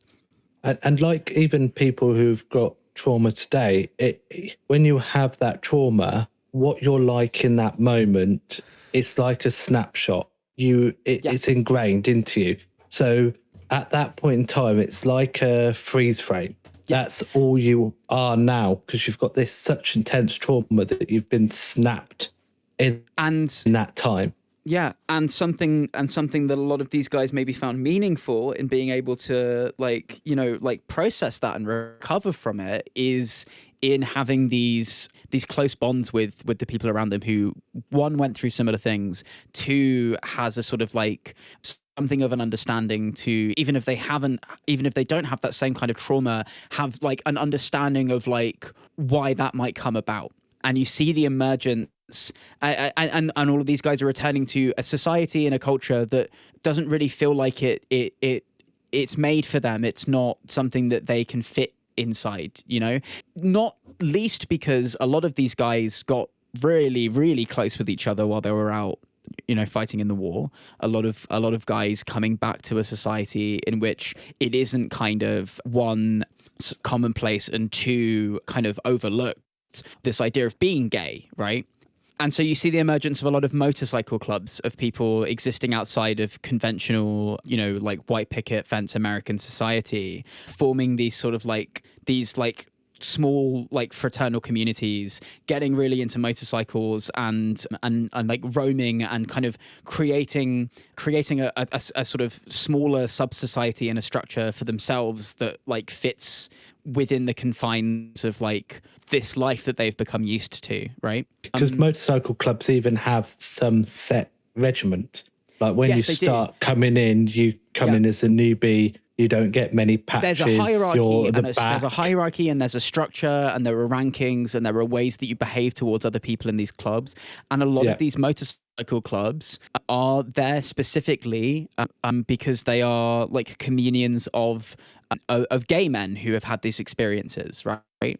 And you get these sort of queerings and appropriations and like reinterpretations of that sort of like of that structure and that fraternity that they grew accustomed to whilst serving in the army. And that's why there's a lot of that's why biker stuff is such a big part of leather culture aesthetically, and it's also a big part of why a lot of leather uniform stuff kind of exists, because it's this reappropriation of like not just military culture but also military aesthetics that has been sort of like pushed into a queer space. I think it's like absolutely fascinating and compelling, but a big part of I think a big aspect that carries over is, as I'm sure many people may be familiar, maybe less so these days because of changes in like the textiles used in equipment, but like getting your boots polished for inspection is a big part of military culture historically, right? And so some of those aspects carried over into the reappropriations of these like military structures and hierarchies and traditions and cultural practices. And so you get an emergence of something resembling bootblacking in these sort of communities. Convergently, you get the history of shoeshining, which also works its way. It's these two convergent things that have intertwined at a point in time and a point in history. And the history of shoeshining is very interesting. It's where terms like bootblack, it's where the term bootblack comes from, which I think is very interesting. Because that's like Victorian period, isn't it? Victorian period. That was even predating World War II. So the term bootblack, we actually find first instances of that term being used in 1817. Which is before the word fetish was actually used. Because word fetish was even used. Yeah. Because that was about 1901 that the first time that fetish was used as the word fetish for what we're describing now. Yeah. So but even then there's still even then like a military aspect to this, right? Because like a precursor of modern shoe polish, which contains a number of different chemicals and substances these days. There's this stuff called lamp black, and lamp black is like it's like a byproduct of like coal tar combustion. And it's this like black powdered substance that was made into a polish that was used to care for like soldiers' boots in the British Army in the like 18th and 19th centuries. Okay. And so this term boot black comes as likely as a consequence of this substance. And yeah, so polishing boots becomes this like this thing that is quite common from a military perspective, but then also from a perspective of people living in cities in Europe and the US, getting their shoes shined to make them look nicer and to make them last longer and so on and so forth. There's a first recorded instance of a person doing this in a fetish context. as well that we can point to, and it's a woman. Oh. And this is in the 1800s, the sort of mid to late 1800s. It's a woman called Hannah Colwick. Hannah Colwick is a complicated figure, which I'm sure we can talk about a little bit. But she began a relationship in 1854 with this guy called Arthur Munby, who was a British poet, portrait photographer. He was a solicitor. He did a bunch of different things, and they became familiar with each other and eventually entered a sort of what one might consider today to be a 24/7 lifestyle sub-dom dynamic. And Hannah Colwick worked on Arthur Munby's shoes, took a real keen interest in shoe shining and caring for Arthur Munby's boots, and wrote loads of diaries and letters talking about this. One of the she often licked the shoes and boots that she cleaned, and once wrote a letter in which she said, quote, "I can always tell where you've been by the taste of your boots." Oh. Yeah. Now, Hannah Colwick is a complicated figure, and this is, I think, also a very this is actually relevant as well to the history of bootblacking and shoe shining, is that one of the other things that Hannah Colwick liked to do is she would engage in race fetishism. Hannah Colwick was a white woman. Arthur Munby was also a white man. But there are some very unfortunate, not just photos, but also diary entries in which she role plays as black people, as a black person engaging in the act of shoe shining as a sort of racially stereotyped profession. Okay. Which is a very uncomfortable part of her history, but it goes to it speaks to the history of shoe shining as it's a very racialized profession, right? It is historically a service oriented, submissive, working class tradition, because you're shining the boots and shoes of people who are of more prominent socioeconomic status than you are as a shoe, particularly in this time. And so a lot of people who are, who work in that historic profession, both historically and also today, are people of color. And so there's this other fundamental aspect to it that I think maybe actually a lot of people don't necessarily have all that much of an awareness or an understanding of. And this is something that you can speak to a lot in maybe some other aspect of kink and fetish, historic connotations with certain sadism and sadomasochism, bondage. It's a part of the history of these things that we engage in that I think there should definitely be more intentionality and awareness of and behind. But yes, so you get these convergent things of shoe shining and military oriented boot care, and they they come together at a point in time. There isn't a definitive point in time in which these two elements come together. Right? There's already sort of crossover between these two things at various different points in history, but certainly today, a lot of bootblacks will make use of techniques that were developed by shoe shines, because whereas with the military, especially as you move further on to, throughout the 20th century, it becomes a lot more common for instance, somebody serving in the army to get a new pair of boots a year. Once a year. There are a lot of spit shining and high shining techniques that you might use in the army that make your boots look good for inspection, but aren't necessarily good for the long term health of those boots. I think particularly when people start taking heat guns to their boots to get to melt polish down and get it shiny, that isn't necessarily good for the long-term health of the leather, but something that maybe shoe shines will have brought into this whole process is the preservation of that leather. Yeah. So it's interesting. Yeah. There is so much complex overlapping, interweaving history to where bootblacking actually comes from. And even I do not, I think probably have barely scratched the surface. I think there's always going to be so much more to learn about where all of this comes from, and also about doing it. I want to just ask one question. I had the Tom of Finland book on my bookshelf next to me while I do the podcast. I've got the complete khaki comics. Yeah. And I just had a quick flick through while you were chatting, and I was listening to your chat. Boots are very prominent. Do you mean that they're so prominent in this? Even when someone's naked, there's boots drawn in the foreground of the image, like they've been taken off. So you see how prominent they are.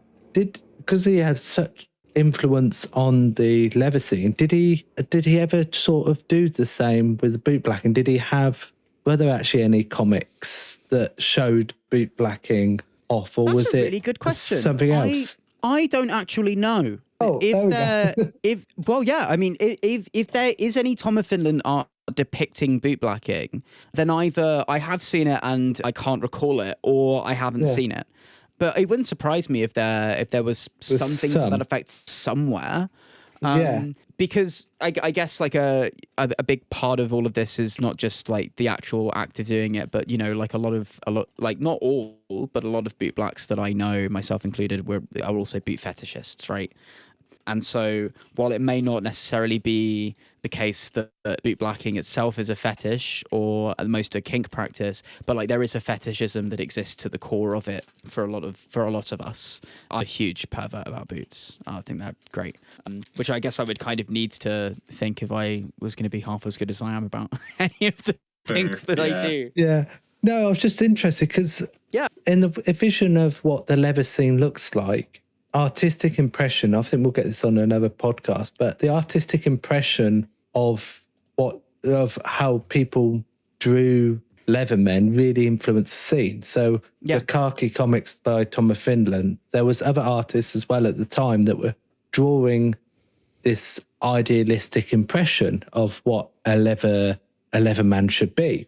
I just didn't wonder if there'd ever been like an artistic impression of what the role of a bootblack should be. Do you mean? I was just interested that the leather scene grew from that artistic view. I mean, I know that the International Bootblack title, which was again originally for men and then became gender neutral for a bit and then split off into these two separate titles. I know that came about. I think it's my understanding that it came about as a means of giving a spotlight to the people who were working as bootblacks, because there was maybe for a while this assumption of submission and subservience that maybe that drew away maybe some visibility on the people who were engaging with it. But I will say to Tom of Finland, all of the boots in all of Tom of Finland's art, they all do look shiny, don't they? So they do. So at the very least, he has highlighted. He was a boot fetishist.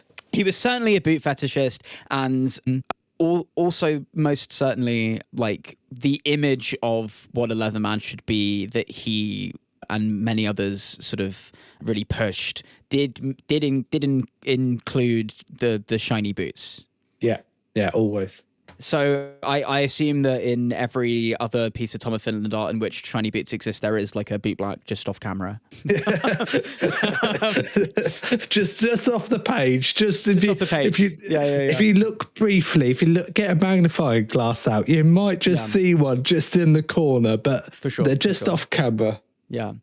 But it's interesting talking about that lineage, particularly the lineage of shoeshines, because it is as well as being a racialized profession, it's also a profession that is very deeply rooted in class, right? Yeah. And it's interesting now looking at the like how bootblacking as a sub community of the leather community sort of exists within that community today. You often find that so many of the bootblacks are people who are some of the more marginalized people in the spaces that they inhabit, right? Which I think is a really interesting aspect of the bootblacking community. Like so many, it is noteworthy to me when I meet a bootblack, certainly outside of the US, who isn't trans or marginalized in some way. I I remember my friend Dan is mentoring somebody at the minute and who is exploring their gender and joked that they want to become a bootblack because they think it will make them become more trans. I was going to say that the bootblacking community is very diverse. Like, I think the International Mr. Bootblack contest in recent times, many of the winners have been trans.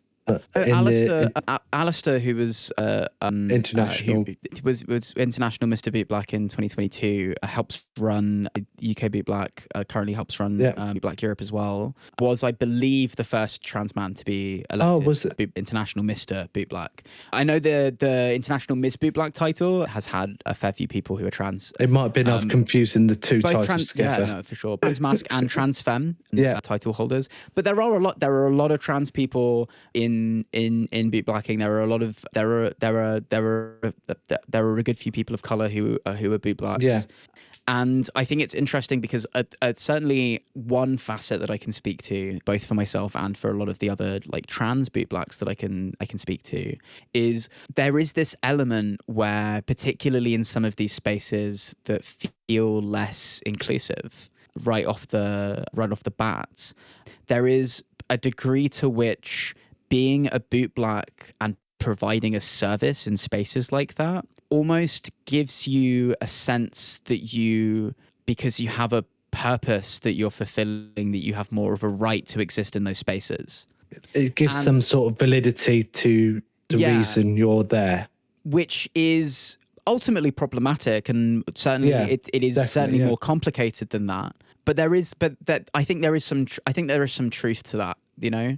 Certainly when I think about the spaces that I inhabit, particularly over the last couple of years, of spending so much time in gay men's leather spaces, including some spaces that are like men's affinity spaces with a sexual element to them. Like I've bootblacked at some men's like play parties and like cruising nights. The spaces that I would otherwise not be or feel welcomed in. Sometimes with good reasons, sometimes with not. But because I was there bootblacking and providing a service, and because I was a title holder of that craft, I did feel more comfortable there. I did feel more entitled to be there, and I did feel more welcomed there by some people. So in some sense, it's questionable in some sense, but it does show that bootblacking can be empowerment. Like, it can be, if we're absolutely talking about gratification and everyone finds gratification in kinks, that bootblacking can definitely be gratifying for the reason of empowerment. It can give you, even though you're in a submissive role maybe, and you're submissively doing someone's boots, you feel empowered to do those boots. You feel empowered to be in that space. Absolutely. So there is, it's very complex. Very complex. And I know certainly like in everything that I do as a bootblack title holder, especially with the UK title and something I'm very, very keen to continue with the European title, is using that added sense of entitlement and belonging and feeling like a greater justification to take up space as this sort of like wedge with which I hope I can work towards making those spaces more inclusive.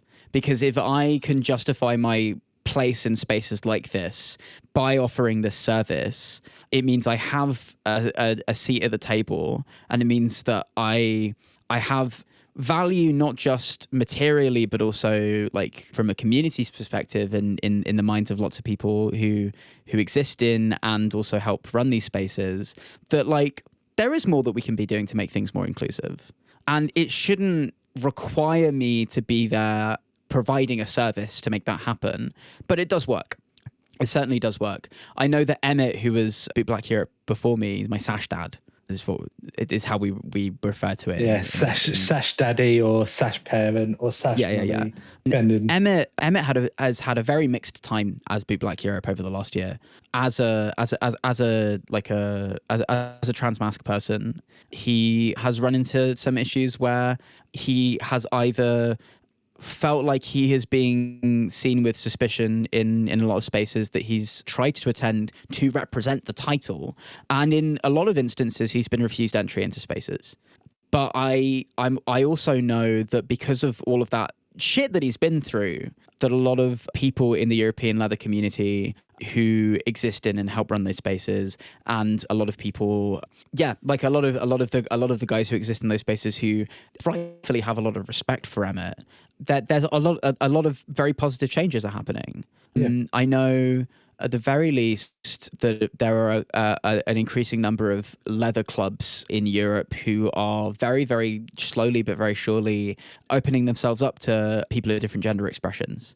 I know there's a leather club in Italy who has done this recently. And I know that the Manchester Leathermen, as a more local example, recently, like within the last few months, they've been going through a rebranding process, moving away from calling themselves the Manchester Leathermen, more to just referring to their the club acronym. And apparently they've opened themselves up to all genders, which I have some interesting. I have a degree of different feelings about that. One, that in lieu of there having been a club at the time, I think that's an incredible move. And if nothing else, it means that more people who might feel comfortable in a masculine leather space feel like they are allowed to be there. Two is maybe reflective of like a broader issue of there not being enough affinity spaces for other kinds of leather people. But that more than any of those two things, it feels representative of the fact that a lot of people's perspectives are changing.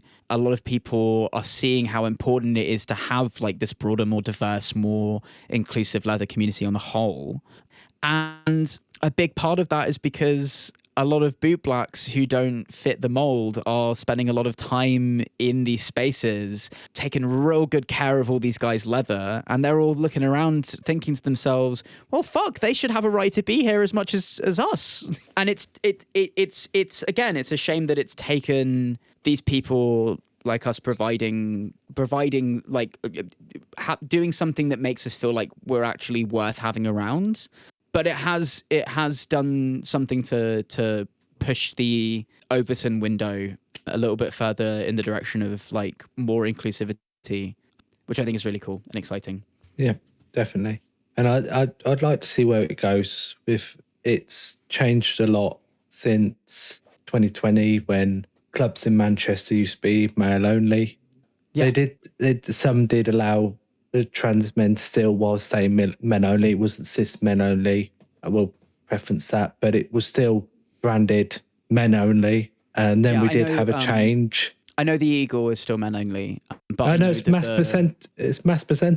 Is it mass presenting now? Oh, great. It's been since 2021. Because someone might, and that was 3 years ago. I was last there. Yeah. Someone might have kicked off at the Manchester scene and told them to fuck off and listen and stop using men only, and might have had a big argument and fell out with the Manchester scene, but may change.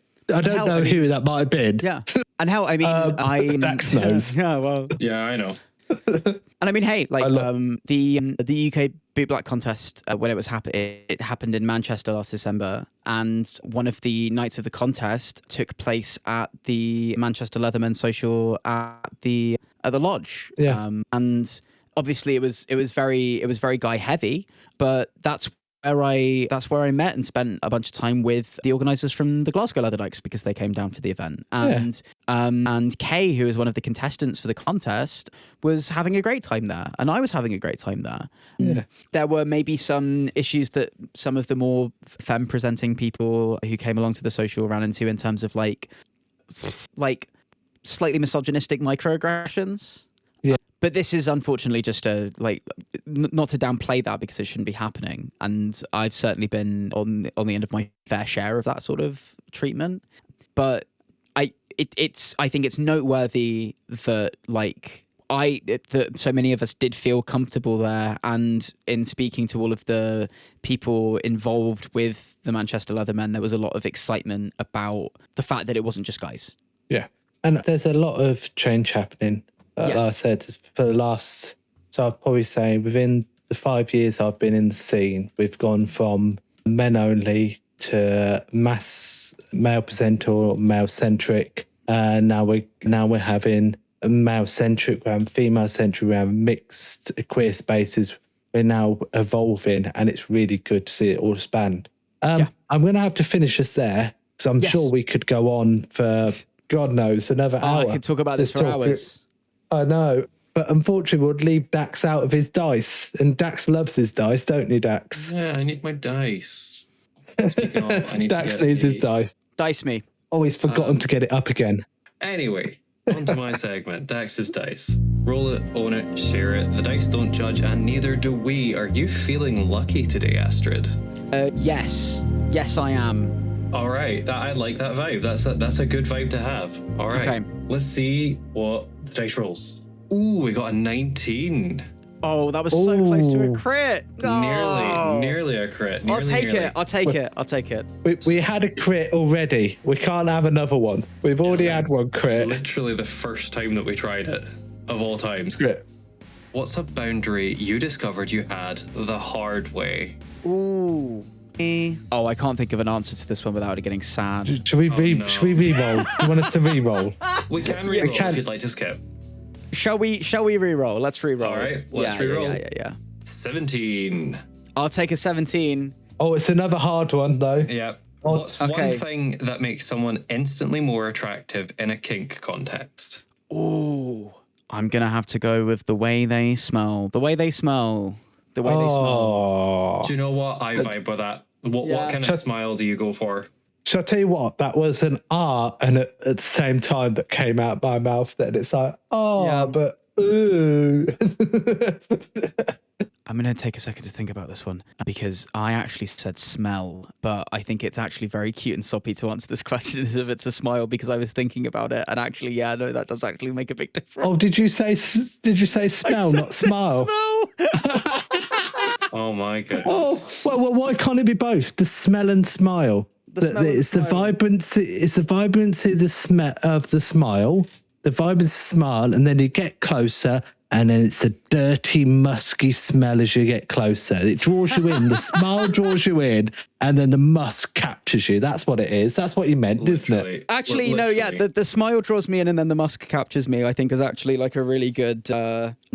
That's it. I think. I agree with that. I feel like if I was in a Disney movie, that is how I would fall under the villain's spell, is that if he had that hung smile and then he just had that really nice musk about him, that would be me. Captured. Yep. Done. Some princess is going to have to save me. Sorry. Did you say a princess is going to have to save you? Oh, yeah, because the princess, she'll be off doing her own thing, and it'll be like, oh, sorry, the guy that came to save you, he's kind of... He fell for the bad guy, and she'll be like, oh, fuck, here we go again. Look, like that Leather Daddy Bowser art. All I'm saying. I was about to say, what is it with gays and the villain? Do you mean? It's because they're all queer coded. No, a lot of the times the villain's just misunderstood. You know, they're a social reject. Like Wreck-It Ralph, for instance. Like, I think the gays, or a lot of the LGBTQ community, can relate to Ralph, because at the end of the day, he's just doing his job, and everyone is just, you know, not wanting to socialize with him just because of who he is. And, you know, there's a lot of crossover there. Oh, Wreck-It Ralph. I've not seen the sequel yet. Oh, it's so good. I went to the cinema to see it. It's really good. It is actually really good. I'll back that up, that I like the second one, the sequel, more than the first one. I know. Okay. Yeah. I really like the second one. So, Astrid. Yes. If you could choose a villain, which villain would you go out with? Oh, no, that's a hard one. Well, we could do kiss, marry, have sex marry, with. kill. Fuck, marry, kill. Go on. Fair. Okay, well, I need y'all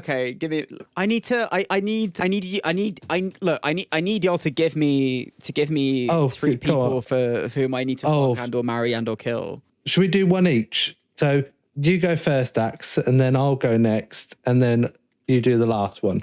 So just villains. They can be boys too, to make it a bit easier on you. Go on. Do you know what? I'm actually going to go for Khan from the Star Trek movie remake, which means he's a bit evil, but it's also Benedict Cumberbatch. I'm going to go for, because it's popular at the moment, the Wicked Witch of the West. Ooh, a little bit of Elphaba. Well, I guess we could also do like another Wicked one and go for Michelle Yeoh's character in Wicked, because she was also a bad guy in Star Trek. So I need to pick. I need to pick between. I need to decide if I'm going to fuck, marry, or kill Khan or two characters from Wicked. Yeah. Well, actually, I would fuck Michelle Yeoh in Discovery, but like the dark universe. Yes. Michelle. Yeah. Taryn Michelle Yeoh. Yeah. Taryn Michelle Yeoh. I would marry the Wicked Witch of the West. Understandable. Yeah, makes sense. Because if nothing else, in a few years' time, I'll get the life insurance money. Just spill some water over her. There you go. And I would kill Khan because I don't find Benedict Cumberbatch all that attractive. He also was committing genocide, to be fair, so that's, understandable. Yeah. Yeah, but it's Benedict Cumberbatch. Yeah, but it's genocide. I think I would fuck most of the Terran versions of a lot of the Star Trek characters. Thinking about it. Do you know, have you watched Deep Space Nine with their Terran episodes? Yes, of course. Yes. Deep Space Nine is my favorite Star Trek series. Terran Kira Nerys. Yes! That's exactly who I was thinking. That's exactly who I was thinking. As much as I am a gay man who is very, comfortable in his sexuality, that woman made me question things. There's something incredible about how much Taryn Kira Nerys wants to fuck anything, including herself. Yeah. From the normal universe. Yeah. Oh, what a character! What a character! Well, we've solved it. We've solved the mystery. Yep. Everyone just loves Mama Nana. So I think that's Dax's dice over. Is it, Dax? I don't know. Did we get the answer that we wanted? I would say we did. We did. God, this has been a very informative podcast. Really glad to I hear think that. we've learned a lot, haven't we, Dax? No, it's That sounds like a you problem. So thank you very much for being on, Astrid. Where can people find you? What links are there that you want to give out, like Leatherdykes and all that? Come on, give us all the links. No, for sure. Well, first off, thank you very much for having me. No worries. It's been a pleasure. So you can find me personally on Instagram and Blue Sky at Butch Boots. That's BVTCH Boots. Just, it's good SEO to have a funny spelling. Oh, we missed out on that one, Dax. Yeah. For the London Leatherdykes, we're primarily on Instagram at the minute. We've just started up a Blue Sky account at London Leatherdykes on all platforms. Very useful. No spaces. Just London Leatherdykes. We have, if you're in London and you wanna stop by, regardless of whether or not you're a dyke, you're more than welcome. Our socials are open. We meet every second Thursday of the month at the Oh My God's Bar in Bethnal Green. It's a motorcycle dive bar. Pints are a fiver. It's lovely. Besides that, yeah, the social media places to go check out. I'm going to sign off because we will never sign off at this rate. So it's been really nice. This has been the Deviant Duo. I've been Quincy. I've been Dax. I've been Astrid. Yay! And we'll see you next time. Bye-bye. Bye.